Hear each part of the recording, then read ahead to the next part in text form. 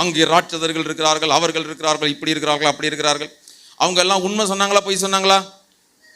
உண்மைதான் சொன்னாங்க. ஆனா கூட போன 2 பேர் இருந்தாங்க, யோசுவாவும் காலேபும். அந்த 10 பேர் உண்மையை சொன்னார்கள். ஜனங்களுக்குள்ள இருந்த சமாதானத்தையும் கெடுத்து கலகத்தை உண்டு பண்ணினார்கள்.